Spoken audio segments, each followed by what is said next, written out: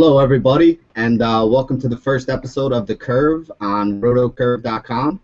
My name is Benjamin Ricciardi. You know me around DFS as Benny Ricciardi, Benny11, BRich11 on all the DFS sites. I'm here with my partner today, Josh Kalachi. Josh, you want to say hi to everybody? Hey, what's going on, everybody? Josh Kalachi here. You guys know me on the DFS sites at J Kalachi. You can find us, both of us, on RotoCurve. The site just launched. We have some posts ready for everybody. We have a show we're going to be doing here 3 times a week. It's going to be a lot of fun. We're going to teach everybody ins and outs of DFS, starting with baseball. We're going to teach you things that you may not have known for guys that have been playing for a while. Everybody's going to learn something every day. We're here to teach everybody about the game. We're all going to get better and hopefully make some money together. Yep, that's it.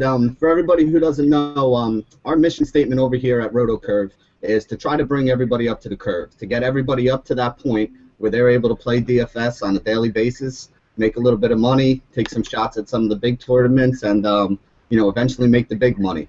Both Josh and I have been playing for a couple years here. We play on multiple sites, we play multiple sports, and we're both done pretty well. We've both been able to turn a little bit of a profit. So our job here and our goal throughout the year is to get the knowledge that we have and give it to you guys so that you guys will be able to do the same thing, put together winning lineups, and feel the joys of DFS that we feel when we get to play every day, sweating sports, watching sports, and talking trash to all your friends when your lineup beats theirs. That's basically what it's all about.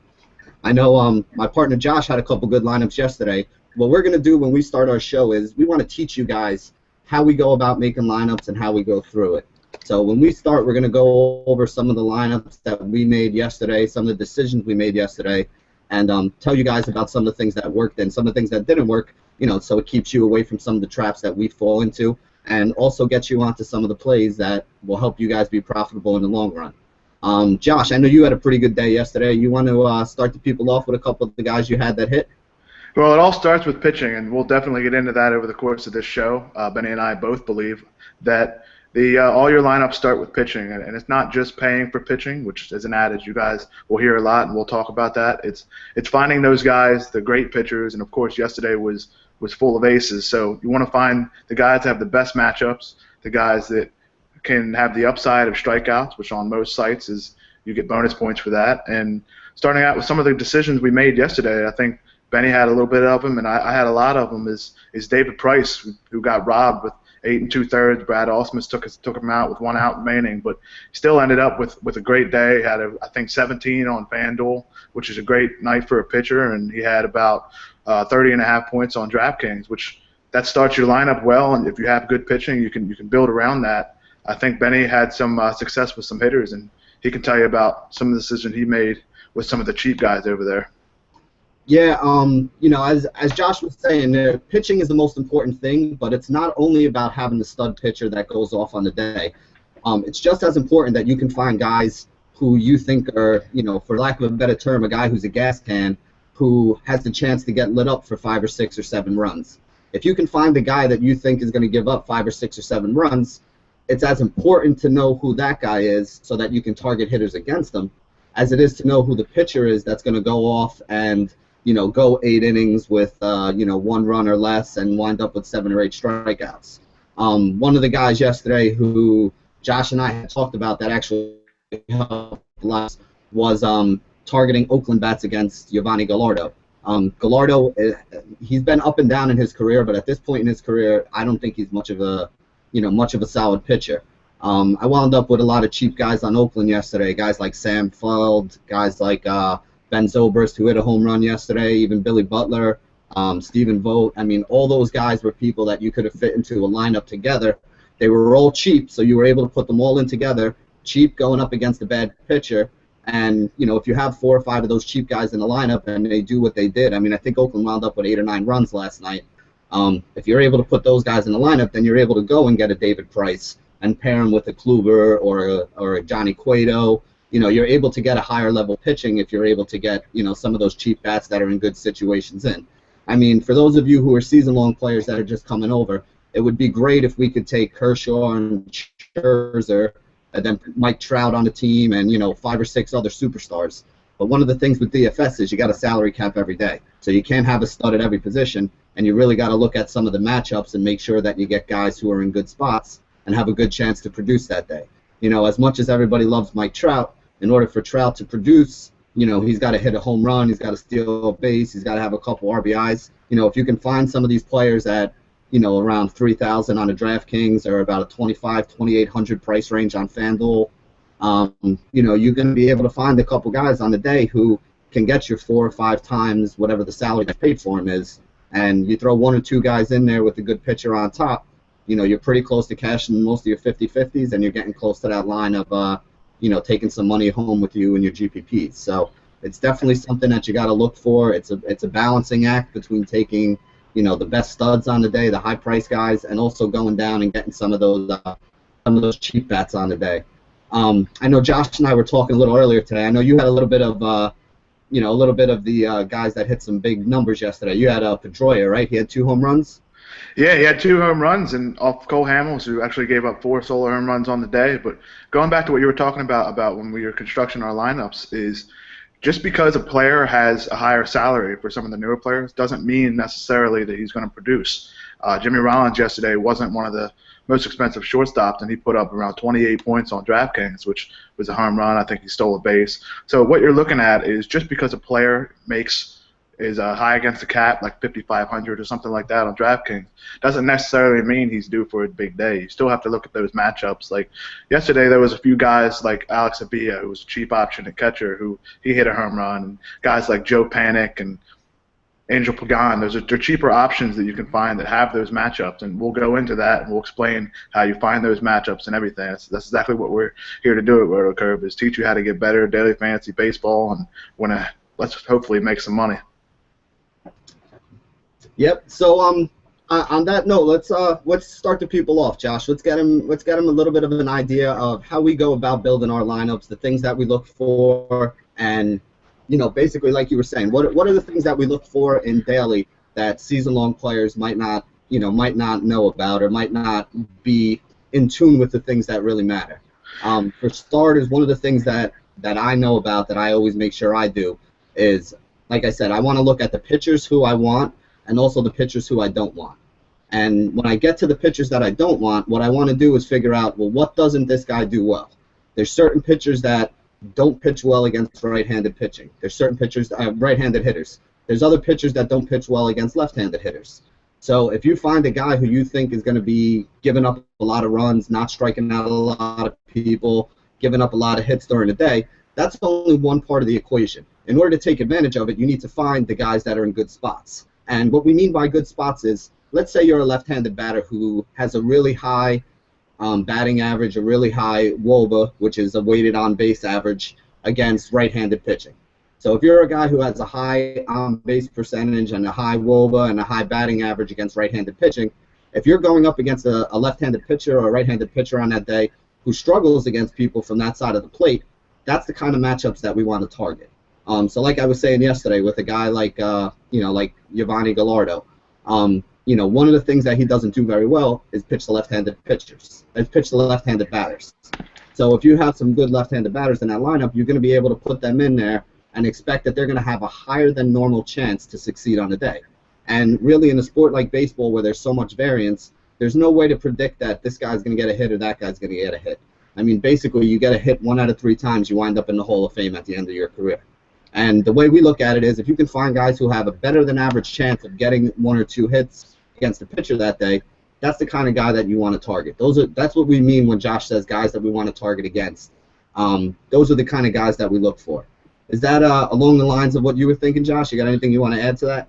Yeah, it's perfect. And when you're constructing your lineups, we'll detail into it. There's 2 different kinds of lineups. There's one, it's called cash games, which is what Benny referred to earlier. It's 50-50s, is which half of the field can cash.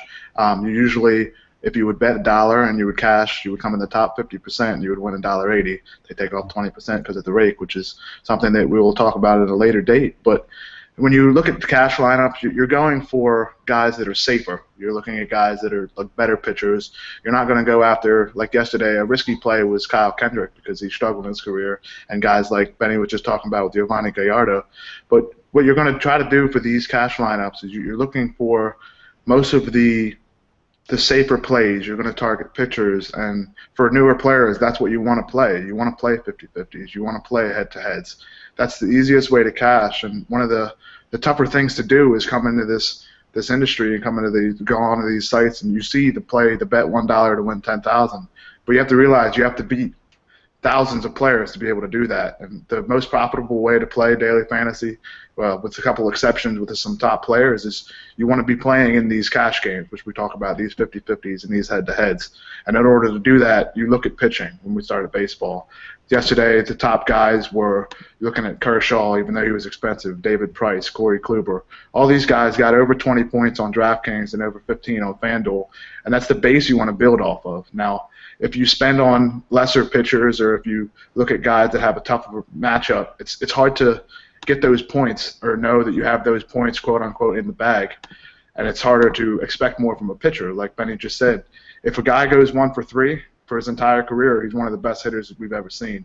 Baseball is a game of failure, and that's exactly what we're targeting for pitchers, because they can make the batters fail, quote unquote, and that's what we're looking for in terms of getting fantasy points. And that's what Kluber was able to do yesterday against the Astros.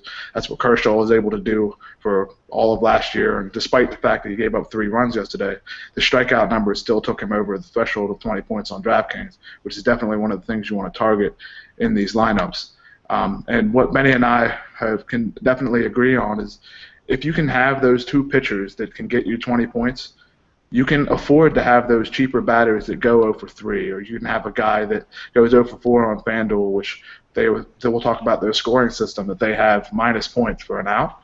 But on DraftKings, you don't have to do that, but there's a higher threshold for point scoring. Like, if a guy hits a home run, there's 16 points. So what you're targeting really is, you're looking for a guy, 2 pitchers that are going to get you those 20 points, or at least have a chance to get you those 20 points, and take some shots on some hitters that have some power.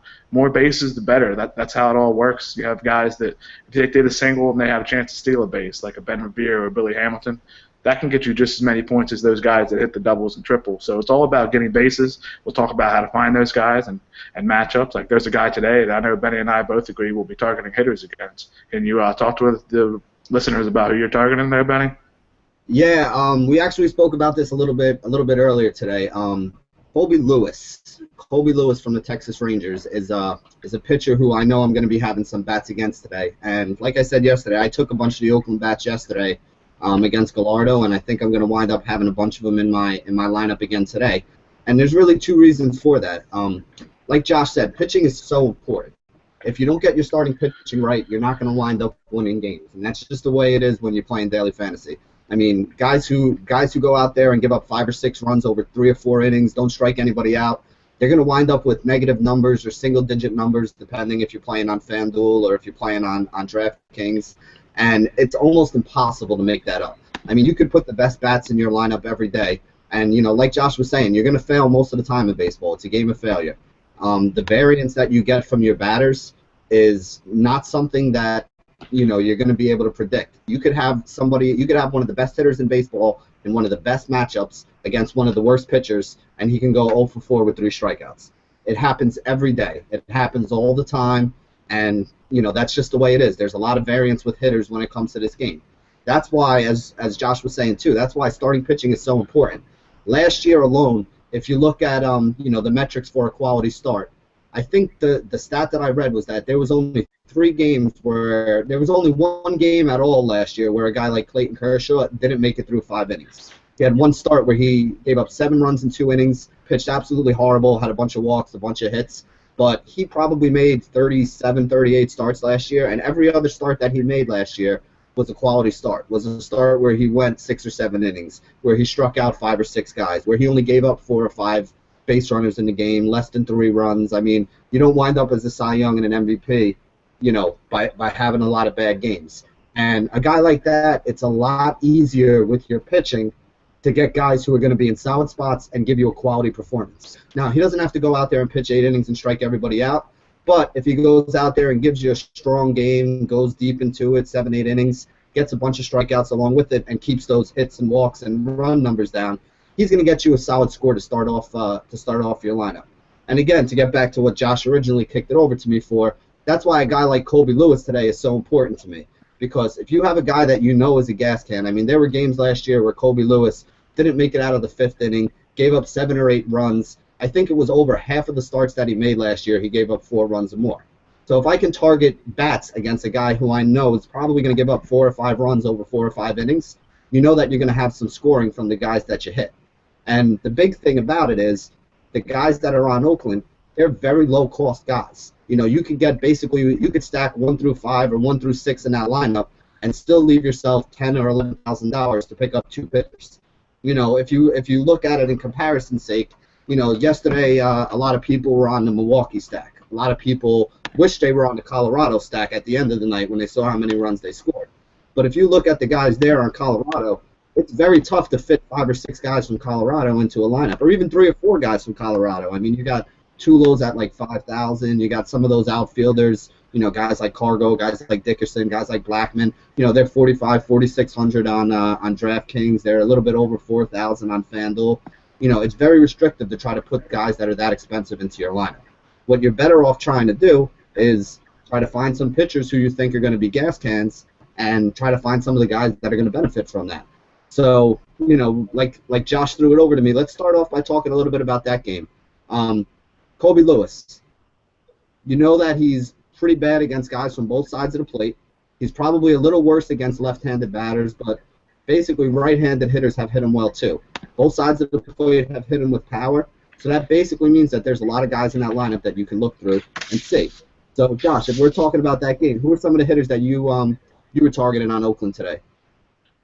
Well, first things first, you were talking about the stack, and that's a great idea to play in these big tournament games, and we'll talk about that. Is between what I was talking about earlier with the cash lineups against the other lineups is you should focus on the cash lineups, but in these other lineups, what Benny was talking about with a stack, which is when you start 3 or 4, maybe even 5 guys, depending on what site you're on, in the same lineup, and the way you would do that is it's essentially betting that those guys in that lineup are going to put hits together consecutively. Like yesterday we were looking at the Oakland game. If you picked a Gentry, Fold, Ben Zobrist, now of course Gentry wasn't able to get on base, but had he been able to do so, then you would have 3 players back to back. And like Zobrist hit that home run yesterday, you would have that home run. You would get credit for the 3 RBI, the 2-run score with the other guys, and that's what Benny was referring to with stacking. As we'll talk about that on the show and talk about which stack to look at. But what he sent me over to talk about was this Colby Lewis character, which is definitely somebody we're going to target almost every start, because last year he gave up a 311 batting average, I believe it was, to lefties. Sorry, 316, looking at it here.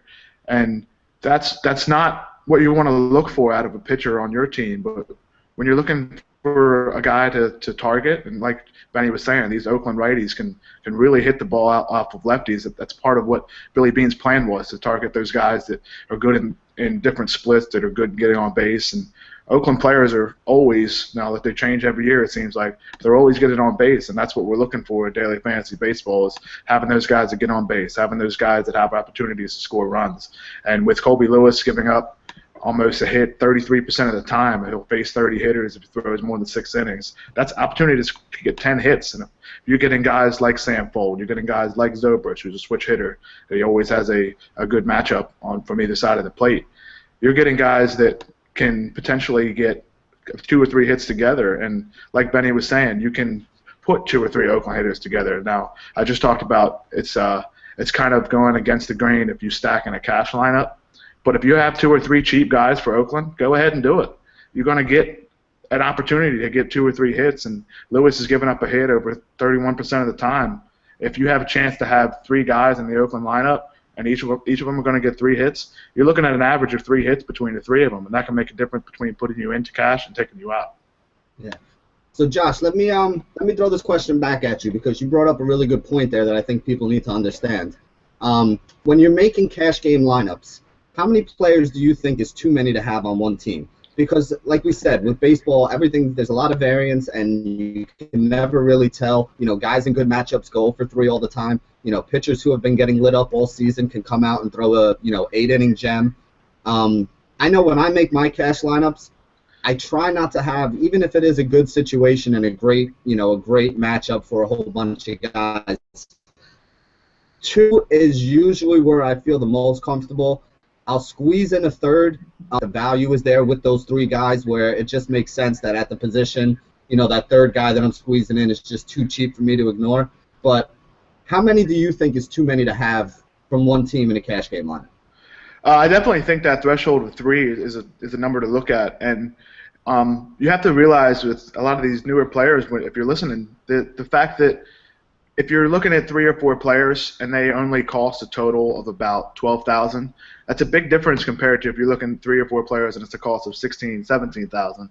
So you have to look at it in different targets of the cap space and how many guys you're looking at in a lineup. Now, of course, you can only have 6 or 7 guys in a lineup depending on which site you're on. But if you have 3 or 4 guys from one team and somebody throws a gem that's unexpected, like a Kyle Kendrick yesterday, or a lot of people went with the Yankees stack of 3 or 4 players yesterday with those lefties, if they don't perform, or if you have 3 guys to go for 3, chances are you're not going to cash unless you have a pitcher that just completely has a great day. And then again, you're still relying on one player to take you into the money, and that's kind of the opposite of what you're trying to do in cash. Is you're trying to have a bunch of players that can contribute. Now, you can have a goose egg here and now, or every now and then, like I had Ben Revere in cash lineups yesterday. But if you have a guy that can get on base, that can drive runs in and hit well in the certain parts of the lineup, like a Joe Panic, it'll give you different options to score points. And what we're looking at is not necessarily the most points, which is something that I'm sure Benny can discuss, is you're looking at the best situation that you can produce runs, you can produce RBIs. You're not always targeting the most points because that'll drive you to get a Kershaw, to get Kluber, to get Buster Posey, but then there's nothing else left for the rest of your lineup. And that's the opposite of what we're looking at in terms of cash. You're looking at those top matchups, you're looking at guys that have a less amount of risk, and this is just in all sports, not just baseball, but baseball is a different animal, which is I'm sure Benny can discuss. Yeah, basically one of the things that I kind of wanted to hit on there that you mentioned is scoring the most points. When you're playing in cash games, if you're playing in a 50-50, all you need to do is score in the top 49% of that 50-50 to make sure you make money. You don't need to be the top scorer in a 50-50. That's not the goal here. That's not the way to go about it. So when you're picking your players, you're not always looking for the guy who has the most upside. You're looking for the guy who's the safest when you're playing cash games. That's the important thing. The perfect example that I can think of, and a guy who I used a lot in cash games last year, is a guy like a Matt Carpenter from the Cardinals. Matt Carpenter isn't a guy who's going to go out there and hit you 2 or 3 home runs. He hits at the top of the order, so he very rarely has situations where he gets up with 2 or 3 guys on base where he can drive them in. But what Matt Carpenter does almost every game is get on base once or twice and wind up coming around and scoring a couple runs.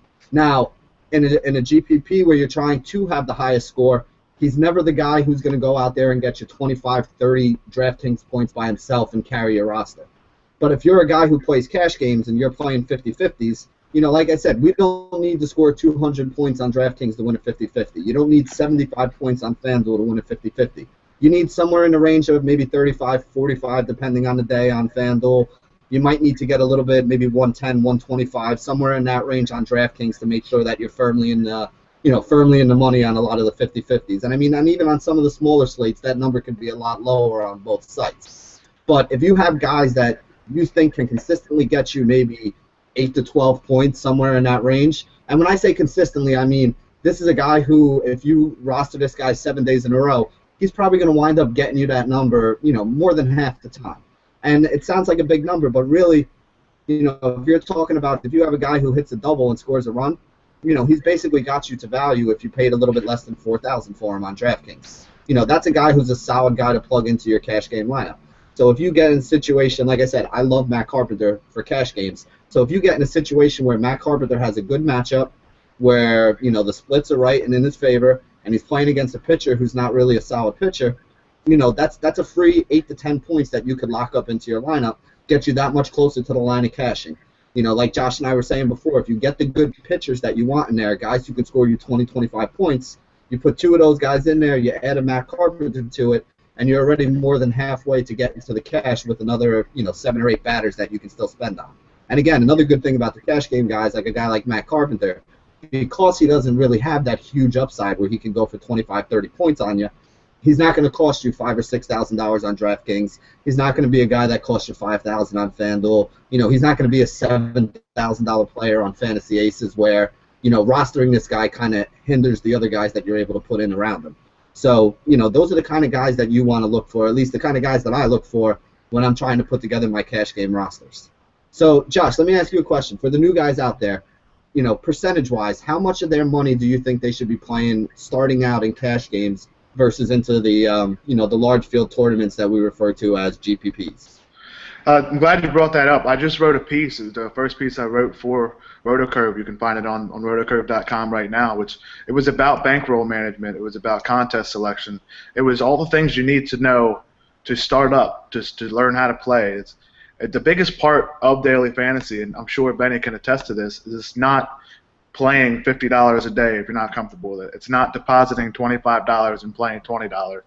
It's having bankroll management, and what we mean by that is playing 10% of what you deposit. Say you have $100 in your account, that means you're playing $10. If you have $200, you're playing $20, and so on and so forth. But what we mean by that is, of that 10%, let's just take $100 and we're playing $10 in a day. Just use that for the sake of argument. They would then split it up into, I like to use a 80-20 approach, which is 80% cash games, which are 50-50, which are head-to-heads, even double-ups on certain sites, and 20% GPP, which is guaranteed prize pools. These are the contests that you see where you can bet $1 and win $10,000. I like to do that approach because, and you'll see it in the post for those of you that are on the site right now, just open up another window and read that while you're listening to the show. It's called Introduction to Daily Fantasy Sports Bankroll Management. It'll detail in the numbers. There's a chart on there which explains if you can cash on 4 out of 7 days in the week or 5 out of 7 overall between the 2 cash games and GPP, you're going to be able to profit. And that's the entire story of daily fantasy is you're not playing the $10 a day in a GPP tournament, which is, like I just said, it's those big tournaments where only 8.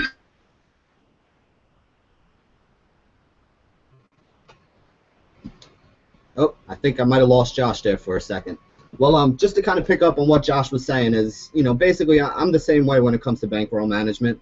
The way I look at bankroll management and what I try to do is, if you can play in your cash games, and the 25% got is staying in a profit and staying in a taking a loss. If you play this 80% of this 10% every day, you're taking a higher percentage of your allotted earnings each day, and you're placing it into cash games. Which, if you can profit in these games, like we always talk about, is it's 50%. You got to come in the top 49% based on the rake. Is if you stay on that pace for 4 or 5 days and you're cashing half of them, and especially with the way that you play GPP and cash lineups with the same lineup, which Benny's going to explain in a second here why you do that. We all have stories that we forget to enter our cash lineup into at least one cheap tournament, and it turns into a thing that we like to call tilt, which you never want to hear about. It's something that you get kind of mad at yourself at the end of the night. It's 11:30 and you're just trying to figure out why you didn't enter it in a tournament. And Benny, why should you enter your cash lineup into a tournament every once in a while, or every day, just one cheap one at least? Well, I mean, the big thing for me is when you're talking about bankroll management, to build on what Josh was saying, the way I do it every day is you try to make enough money playing in your cash games to be able to support your GPP habit. That's basically the way I look at it. So, like Josh was saying, if you're playing 80%, I'm actually a little bit. I'm a little more conservative than Josh is. I actually play closer to 90% of my money in my cash games every day. If I can make $20 to $25 in my cash games every day, $20 to $25 shot in a GPP or in some of the qualifier tournaments or something along those lines, then basically I'm allowing my profits to bankroll my chances for a big score. And that's what I think a lot of the new players don't understand is, if you're consistently putting a $25, $50, $100 deposit in there and just going and playing a $100 tournament, a $50 tournament, a $25 tournament, and hoping you get lucky, daily fantasy is a lot like baseball. You're going to lose a lot more than you wind up winning. Only 20% of the field winds up cashing, so that's basically 1 in 5. So if you're only going to cash 1 in 5 times, if you're putting your whole bankroll on the line every day, you're going to go broke 4 days. And then on that 5th day, when you do finally have that roster that goes crazy and gets high up in the GPPs, you got to make sure that you're so high up in the GPP that you make 5 times your money just to cover it. When you're playing, you're just playing catch up at that point. Yeah, but you're playing catch up. GPPs, you have it's hit or miss. But if you're basically able to make yourself a profitable cash game player, and you're able to make a couple bucks and grind out a couple bucks every week, if you can grind out, if you're a small player who plays $100 worth of their bankroll, well, if you can grind out a $30 or $40 or $50 or $60 profit every week, taking those wins and subtracting the days that you lost on it, well, that's $30 or $40 or $50 worth of GPPs that you can play the next week. Part of the way to really make it in daily fantasy is you have to survive long enough to give yourself a chance to eventually hit that big one. I've had a couple decent hits in my life. I know Josh has had a couple nice ones as well. But you know what? For every one that I've hit, I probably also had 5 or 6 lineups that did absolutely nothing and wound up losing me money. So if you're playing every day, I mean, the guys that are playing in the $200, $300 tournaments every day, they have bankrolls in the 5 and 6 figures. If you're a new player starting out, those guys that are there have been playing this game for a year, 2 years, 3 years, 4 years. If you're a new person starting out, you're probably not starting out with a 5 or 6 figure bankroll. And to be perfectly honest with you, I don't think you should be. The best way to do it is put in $200, $300, put in $150, whatever you can afford to play with, and play a little bit at a time until you really, really learn what you're doing. I know when I first started, I had a little bit of success early on, and I wound up giving a lot of that money back because I thought that I was smarter than the game and I thought that I had it all figured out. You don't even realize how many little things about this game you don't know until you start playing it more and getting into it more and listening to people who are in the know and who play and following the thought process that they made. That's why, basically, as Josh and I were saying, we're going to start the show off every day by going over some of the lineups from yesterday that won and how the people put them together and what their thought process is. Because until you understand how to think like a daily fantasy player, you're not going to be able to put together winning lineups or what we like to call plus EV lineups. EV is expected value. If you want to put in a lineup that is giving you an expected value where you think you're going to wind up making a profit on it, you have to be able to know what kind of things you need to put into a lineup or what kind of players or what kind of things to target that'll give you a lineup that is plus EV. It's not an easy thing to do, and like I said, when I first started out, you don't even realize how much you don't know until you actually wind up playing more and learning it. But it's definitely a game. This is definitely a skill game, and it's definitely a game that you can get better at and you can master at if you're willing to work at it. And basically that work, when in a situation like this, that work basically comes by, playing more daily fantasy, playing more each day, looking at the rosters of the the people you respect who wound up winning. There's a lot of guys, some of the big names in the industry that a lot of you guys, whether you're new or whether you've been playing daily fantasy for a while, there's a lot of those guys whose names you're going to recognize right off the bat. And a lot of those guys will play $1, $5, $2 heads-up tournaments where if you pick up one of those tournaments, yeah, you know what, most of the time you might lose to a guy like that. But the knowledge that you can gain from seeing how they build their rosters on a daily basis is going to be worth more to you down the road than the $1 or $2 that you're losing today on a daily basis. And another good thing to do, and this is why one of my first write-ups that I did for the Curve was talking about why I think a lot of the new players should be playing into single-entry 50-50s. If you get yourself into a single-entry 50-50, you're going to recognize 10, 15, 20 of the names that are in there as some of the big players in the industry. Some of the guys who have won the $1 million pots, some of the guys who you see on on the rankings boards, and guys who you see winning a lot of tournaments here and there. They're going to be in those same tournaments. So by putting $1 into a single-entry 50-50, even if you lose, you're giving yourself the opportunity to look at the rosters that were built by some of the better players in the game, which will give you a better idea of, what are they doing that I'm not doing, or what are they seeing with certain players or certain combinations or certain pitchers that I'm not seeing that'll help me make better rosters in the long run. And, I know when I first started, that was one of the most valuable tools that I had. I basically considered the first $200 or $300 worth of a deposit that I put into a daily fantasy site as almost like my education. And, it's basically like your tuition to college. If you eventually want to be a professional, you want to get your master's in DFS, that's the place that you got to start out. And if you lose a couple bucks, excuse me, if you lose a couple bucks early on, it's not really a big deal, because as long as you're getting the knowledge that you need to be able to build better lineups, you will make that money back and more later on down the road once everything starts working out for you. Yeah, that's exactly what Benny was saying with this bankroll management thing is that's the one thing that I know when I first started 2 years ago, and like Benny said, if you get hot right away, you tend to get confident, which there's no issue with that. But that's part of the issue with bankroll management is if you don't use that, you can lose more money than you want to in a day. And say you start out the first day, you get lucky, you win a GPP, say you win $1,000.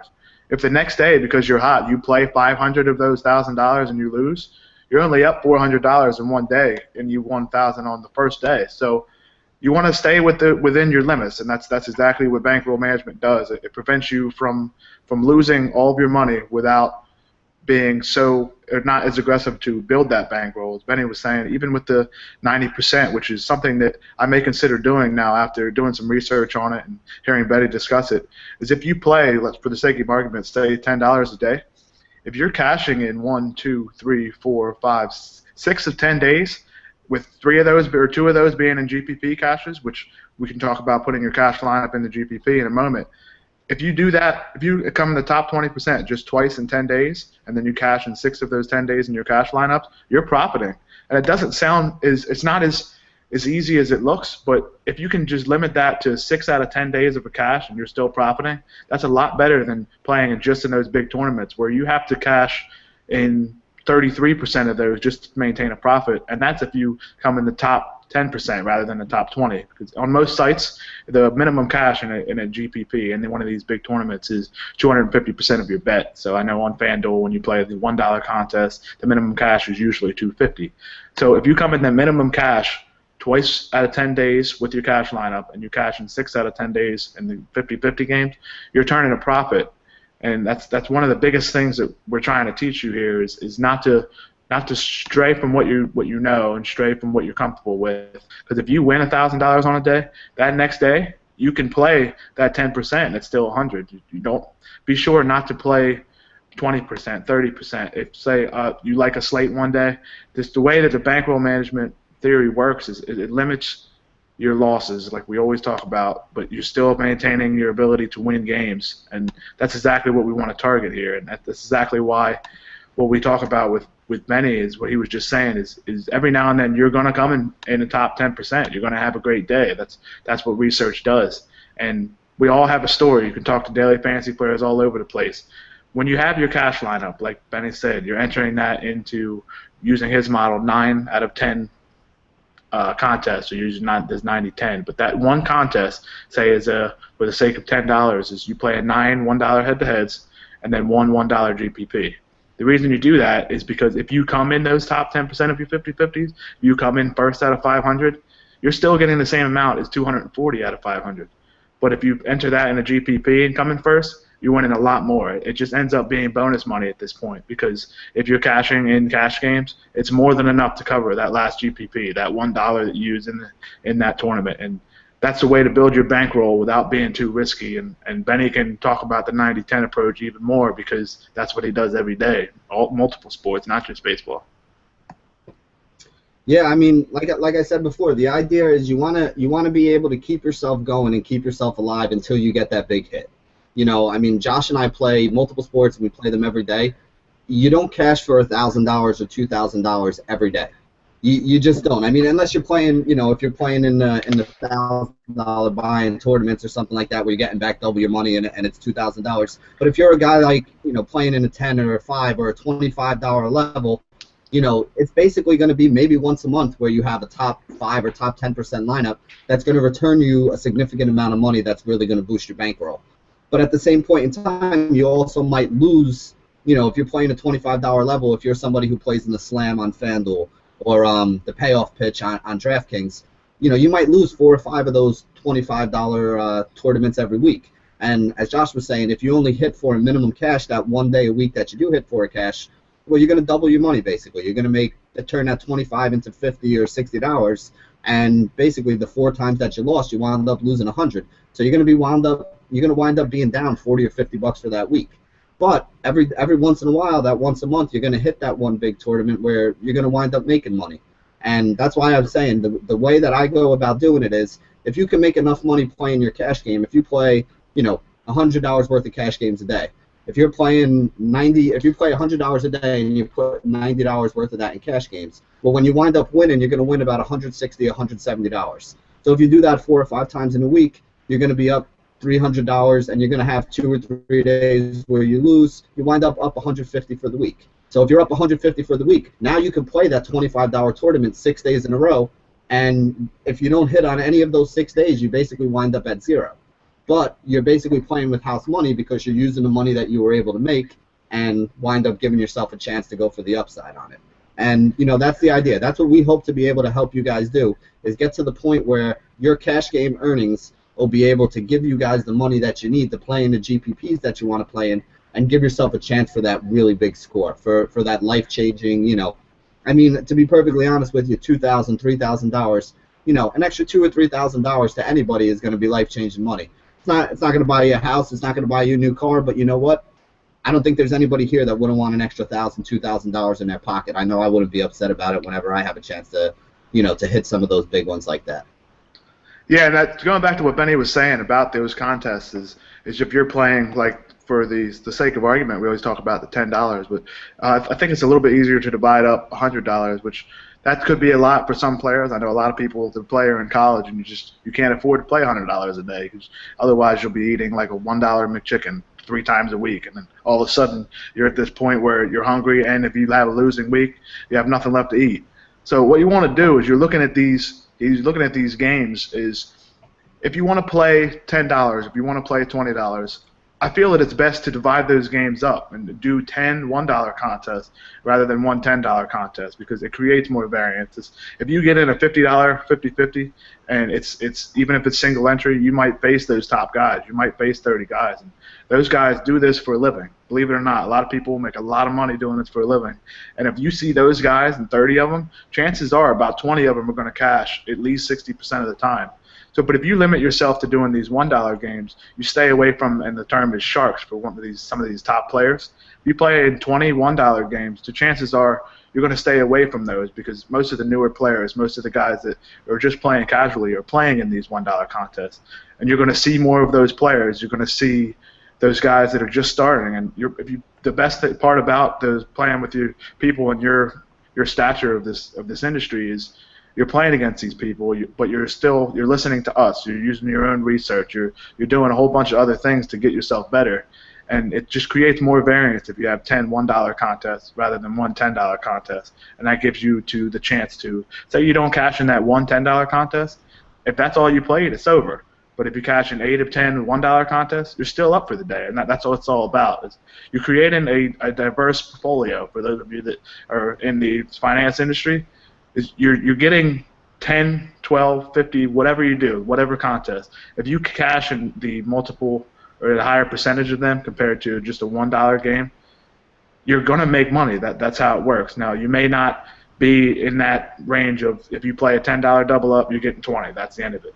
But if you're playing in 10 head-to-heads and you win 8 of them, you're still making money. You're still paying off that one GPP that you do in that 90-10, and that's what it's all about. I'm sure Benny can attest to that. I know myself, if I play, say I play $50 in a day in cash games, I'm playing in 35, 40 contests rather than playing one $50 head-to-head, because those $50 head-to-heads you'll see on DraftKings are multi-entry. And you have guys that'll put a complete train of lineups, which they'll put their lineup in. It's one lineup, but they play 50 entries. They'll play 100 entries, which if you do the quick math, it's $1,000, and I can show you how much these people make. But if you're playing in these $1 games, those guys aren't playing in those games. They don't need to. They're playing a whole bunch of volume in the $50 ones.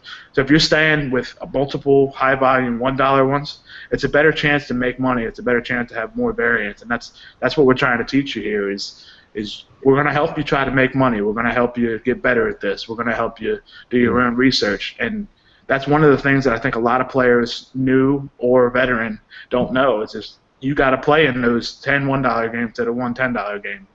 If you haven't done it before, give it a try. I guarantee you'll be happy with the results if you cash in cash games.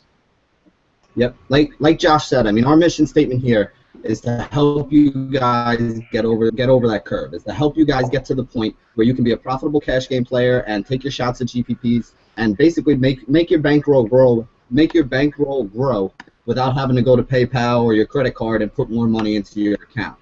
We kind of went into a little bit about the bankroll management. The last thing we really wanted to talk about today with you guys is kind of give you an idea of how Josh and I go about making our lineups, how we do our research. Because, like we said, we're not trying to, we're not trying to hand you guys a fish here. We're trying to hand you a pole and teach you how to fish for yourself so that you'll be able to, sustain us over a long period of time in this game. Because I got to be honest with you, as a sports fan myself, I played season long my entire life. I mean, basically since I was a teenager in high school. And when I found Daily Fantasy, it was like a light turned on. I mean, this is, in my opinion, one of the greatest games that you can play. And as a sports fan, if you have friends, I mean, this is something that you can get around with your friends on a Saturday, on a Sunday. You can watch the games, you can have some food, you can have a beer, you can sit around, and there's very few things that are more exciting than being with your friends, talking sports, and having a way to measure who knows the most by whose team is doing the best that day. So one thing that I said to Josh that I wanted to go over today with you guys is kind of walk you through how I go about my lineup process and how he goes about his lineup making process and things that we look for when we do that. One of the ways that I always start, especially with baseball, is by the from Las Vegas. Basically, for those of you who aren't familiar with the Vegas lines, I mean, you can find them anywhere. There's a million different websites that have them. You can go to basically any one of the major casinos. You can go to a whole bunch of different sites online that have them. I mean, they even list them somewhere. They have an odds page on, Yahoo, ESPN. I mean, anywhere that you go, you can find these lines. Baseball, some people don't really understand the betting on baseball, and I'm not going to get into the betting right now, but I am going to get into how we use the Vegas lines when we play daily fantasy. If you go and you open up a website right now that does have Vegas lines on it, you're going to see a couple different numbers there. Both teams are going to have a number. One of them is usually a positive number, one of them is usually a negative number. And then there's going to be another number on top of it. The number on top is usually a single-digit number, and that single-digit number is the number of runs that are expected in that game today. So for daily fantasy purposes, the things we want to look for are which games have the lowest total number of runs. The games with the lowest total number of runs, those are the ones where we're going to be targeting some of the pitchers in those games. And it's also something that tells us we might want to be weary of some of the bats in those games because there's a good chance that there's not going to be a lot of runs scored. If there's not a lot of runs scored, that means there's not a lot of RBIs. There's not a lot of people who are going to get points for runs. There's a likelihood that there's not going to be a lot of home runs hit. There's going to be less hits, less walks, basically just less fantasy goodness all around for the batters. Now, on the opposite side, in a game with low runs, that's also going to be good for the pitchers. Every single site has certain stats that they track and that go into a pitcher's score. And one of the things that goes into every pitcher score is the number of earned runs that they give up. So if you can find guys that are going to be in games that have low totals, there's a good chance they're not going to give up a lot of runs in those games, and those are going to be the kind of guys that we want. Because if we have pitchers that are giving up low runs, they're not going to have a lot of negatives on their side on top of the innings and strikeouts and all the positives that they have. The other two numbers that you see there when you look at it, those two numbers are basically the percentages or the odds that Vegas thinks that pitcher's going to win. So just as an example today, I have up on my screen right now the Vegas lines on some of the games. So if you're looking for games to target for daily fantasy, the one that has the pitcher who has the lowest number, so the lowest number would be the guy who has the biggest minus next to his name. So today the biggest minus next to his name is Zack Greinke, who is, at the moment, that's a 6.5 run game is what they're expecting. The Dodgers are a minus 160 favorite, and San Diego is plus 145. So, Josh, you want to get into a little bit with the people about why this basically spells out Greinke as a good pitcher on a day? Pardon me? I said, could you get into the people a little bit? Greinke is the biggest favorite today at minus 160, and it's a 6.5 runs is what's expected in that game. So do you want to tell people a little bit about why he would be a guy that we would be targeting or a guy that we would be looking at for today? Yeah, in addition to what Benny was saying with the Lions, is for all sports, and especially baseball, when they're good. They're good at what they do. That's why they set the lines. That's why they crunch all these numbers. And it helps us because it gives up a number to look at. Like you just said, with Greinke is the highest target to get a win, which in our cash game lineups, which is what we talk about. If you get a pitcher with a win, that's 4 points on DraftKings. and it gives you that extra boost that you need to get into cash. And if, in addition to the Vegas lines, you're looking at numbers from a lot of people are familiar with Fangraphs, which if you're a newer player and you haven't been on that website, be sure to bookmark it right now, because you can find a whole bunch of stuff on there that helps you get into with hitters, with pitchers, all kinds of stuff. And what I look at is I have a cheat sheet right here every day for pitchers. I look at BABIP, which is batting average per balls in play. For those of you that aren't familiar with it, it takes that's just what it is. It's the batting average of the balls that are put into play by a hitter and what the pitchers gives up in terms of a hit. So a guy like today, Jake Arrieta, had a BABIP, batting average per balls in play, of 274 last year. Now, that's a low number, and you have to look at some other numbers, which we'll get into in a minute. But that's one thing why we do like Greinke today is he had a BABIP of 311, which means every time somebody made contact with a ball in fair territory, 31% of the time it resulted in a hit. And some of the other numbers I like to look at for pitchers is line drive rate, which is the percentage of the balls that make contact during a line drive, which you guys have all seen baseball, and if you haven't, line drive is a hard hit ball. It's a ball that's hit on a line, also known as a frozen rope, a seed, all kinds of names for it. So if you look at that, and you look at, I like ground ball rate. It's a big thing for me, because if a pitcher's getting a ground ball, for those of you who play baseball, for those of you who watch baseball, a ground ball results in an out more than not, because there's 4 infielders. Every infielder has a chance to get to the ball. There's more range, different turfs, different dirts, slow the ball down. The reason behind it is if you get a ground ball, chances are you're going to get an out from it. So the higher ground ball rate you have, the lower line drive rate you have, that usually translates to a good pitcher for the given day. Tie that in with the Vegas lines, tie that in with the matchups, like Greinke faces San Diego this year, or today, which last year that would have been a no-brainer. San Diego's offense very struggled a lot. I believe they hit under 230 as a team, just ridiculous numbers. But they added some pitching, or they added some hitters this year. Added Matt Kemp, they added Justin Upton. They just traded for the other Upton, which I'm not sure he's going to see any playing time. But they have Will Myers. But they're all righties, and just the old adage in baseball is right-handed pitchers, right-handed batters, the advantage always goes to the pitcher. Now, I don't have Greinke splits ahead of me right here, but I'd be willing to bet that he had a higher or lower batting average against righties than he did against lefties, as most pitchers do. But the last number is a fly ball rate, which you got to look at it in different ways, because some pitchers in some parks, just like Safeco Field, there was a pitcher for the Mariners last year, Chris Young, had a very high fly ball rate. But in that park, it's another thing, park factor, which Benny's going to get into in a moment. The bigger the park is, the more of a chance that the fly ball is going to land in and out. That's just how it works. It's geometry, it's trigonometry. But the fact that a player, if a pitcher has a high fly ball rate, there's another statistic which you can find on many other sites. It's a home run to fly ball ratio. So if there's more fly balls and a home run to fly ball ratio is higher, they're going to give up a home run, which is a run no matter what. If there's nobody on base, if there's 3 guys on base, it's going to hurt your pitcher's score. That's how it works. So I just like to target pitchers with a low line drive rate, with a high ground ball rate, and a low fly ball rate, because it gives them a chance to get more outs, gives them a chance to get more fantasy points. And then there's one other number called K percentage, which is exactly what it sounds like. It's the amount of times a pitcher can get a strikeout.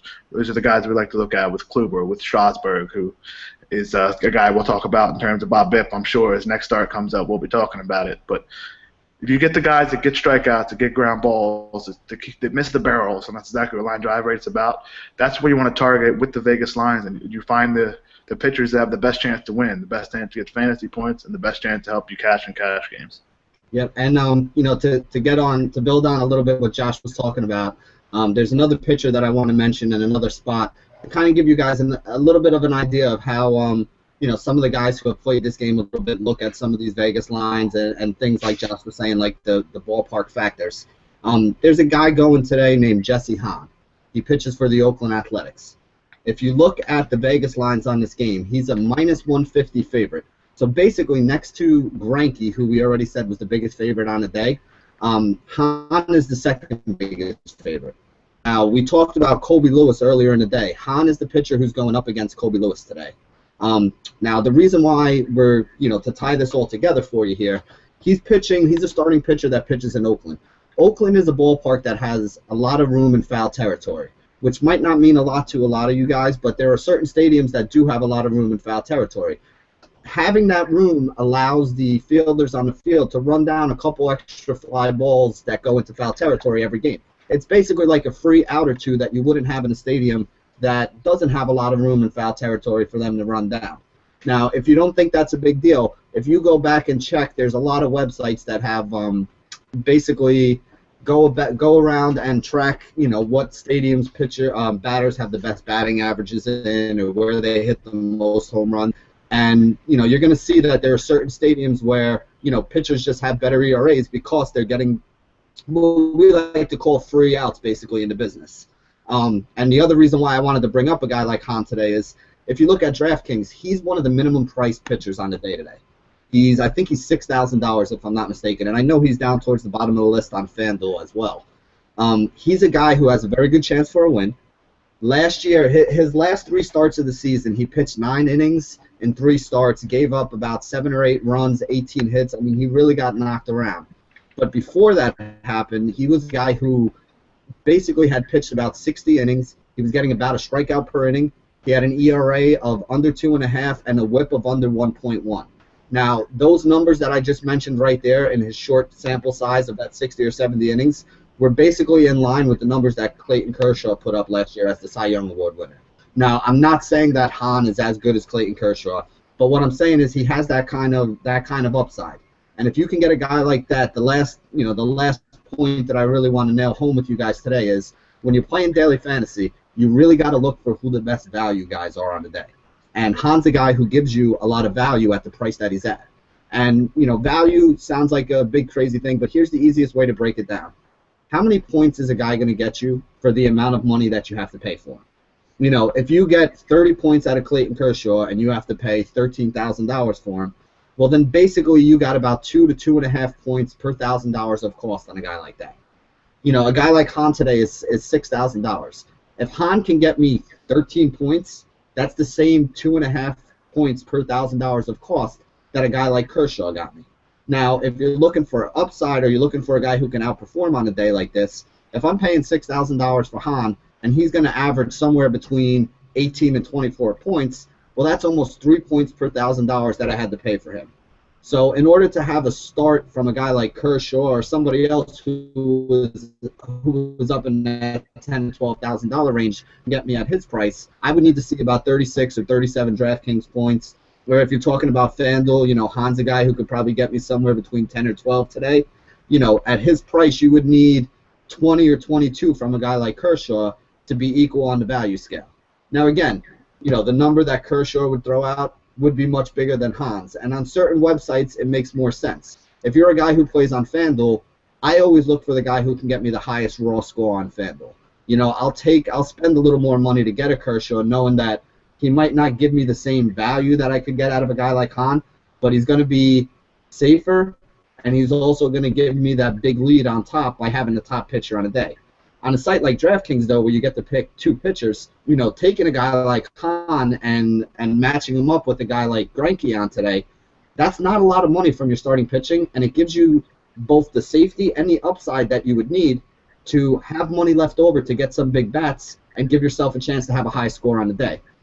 That's the idea about value, is you want to try to get the guys who can return the most value to you so that it allows you to go and get other guys that you would really want to need in your lineup. And on some days you're going to have hitters that you want to pay up for that are good value. Other days it's going to be the pitchers that are good value. But basically the idea here is you want to spend your money as smartly as possible. You want to get the maximum amount of points from every dollar you can put on your roster when you're playing in a cash game, because that's going to help you get over that minimum hump, that 50% mark, where you're going to be able to take money back with you at the end of the day. And, like we've been saying all day, that's what it's all about. You want to be able to make money in those cash games so that you can keep yourself alive and take some shots in the GPPs on the day. Josh, you got anything else you want to add to that? That pretty much sums it up. That's what we're here to do. Is every day, 3 times a week, when we have this show, we're going to teach you how to get those best values, and that's what it's all about. We talk about value in daily fantasy sports. That's the big word. That's what we're looking for, and we're going to teach you how to find those guys, who to look for, instead of just picking the guys. Oh, I'm going to take this guy because he's good. We're going to teach you why he's good, why we're talking to those players, and we're going to teach you what to do in terms of research. We're going to teach you not necessarily just who the players are, because you can pick players almost anywhere, but what you want to do is you want to learn how to do it, which research and watching the games is most of the fun, and that's why we're here. That's why we're going to teach you how to do it all. And look forward to our next show, which I believe is going to be tomorrow, and we're going to have 3 a week for as long as we can think of. And we're going to teach you guys how to play. Everybody's going to get better, and we're just going to start to make some money together, have a lot of fun. Yep, like basically like Josh was saying, I mean, we're going to be here every Tuesday, Wednesday, and Friday for you guys. 12 to 1 o'clock on the RotoCurve site. You could always log in through there. We're also both on Twitter. You can find me on Twitter. My handle is Benny, BENNY R11. And Josh, why don't you throw your people out your Twitter handle so they can follow you as well? Yeah, I'm on there at Josh Kalachi. You can see the name right below me right here, right there. Just spell it just like that, and I'll be able to answer your questions. We can ask questions to the RotoCurve account at RotoCurve. We'll be able to answer questions whenever we can take them. Look forward to the show tomorrow, and hopefully we can make some money tonight, bring it back tomorrow, and make some money 2 days in a row. Yep. So it's 1 o'clock, guys, so we're going to be wrapping it up today. We'd like to thank you all for joining us for our first episode on here. I know I had a lot of fun. For myself, Ben, Richard, and Josh, we appreciate you guys joining us. And like I said, come back every day. Now that we got some of the basics out of there, when we get into some of the later shows, we'll be able to go on and kind of get into a little bit more of the players on the day, and give you guys a little more of our thoughts and some of the things that we're looking at, so that, like I said, we're here to teach you guys how to get over the curve. That's the idea. Once you can get over that curve, make yourself a profitable cash game player, you'll be able to take those shots into GPPs, and as the commercial says on DraftKings, you'll be the guy who went from holes in his underwear to models in his underwear with a lot of money on the side. So, like I said, we thank you guys, and basically we'll be back tomorrow. So stay classy, DFS. We love you, and if you need us, hit us up on Twitter, and we'll help you out with anything that we can. Thanks for joining us for our first show, and we appreciate it. Have a good day.